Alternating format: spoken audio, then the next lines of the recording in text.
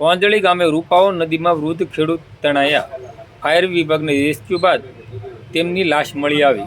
આજરોજ તારીખ 5 જુલાઈ 2024ને રવિવારના સવારના 10:30 કલાકે વાત કરીએ તો કોઝવે પરથી પસાર થતા પાણીના જોરદાર પ્રવાહમાં 75 વર્ષીય ભીખાભાઈ બાવળિયા તણાયા હતા। તેમનું રેસ્ક્યુ કરવામાં આવ્યું હતું અને ફાયર વિભાગ દ્વારા સતત શોધખોળ બાદ તેમની લાશ મળી આવતા સમગ્ર વિસ્તારમાં ચકચાર મચી ગઈ હતી।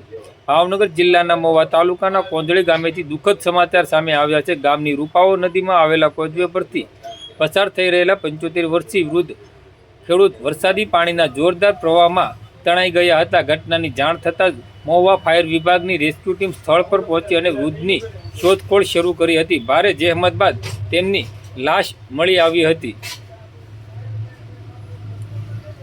મહુવાના કોંજળી ગામે રહેતા ભીખાભાઈ બાવળિયા પોતાની વાડીએથી ઘરે પરત ફરી રહ્યા હતા। આ દરમિયાન તેઓ રૂપાવો ગામની નદીમાં આવેલા કોઝવે પરથી પસાર થઈ રહ્યા હતા ત્યારે નદીના પાણીના પ્રવાહમાં તણાઈ ગયા હતા। ઘટનાની જાણ થતાં ફાયર વિભાગ અને સ્થાનિક લોકો તાત્કાલિક દોડી આવ્યા હતા। મળતી માહિતી મુજબ ફાયર વિભાગની રેસ્ક્યુ ટીમ ઘટના સ્થળે પહોંચી વૃદ્ધની શોધખોળ હાથ ધરી હતી અને ત્યારબાદ ભારે જહેમત બાદ તેમનો મૃતદેહ મળી આવતા સમગ્ર વિસ્તારમાં ચકચાર મચી ગઈ હતી।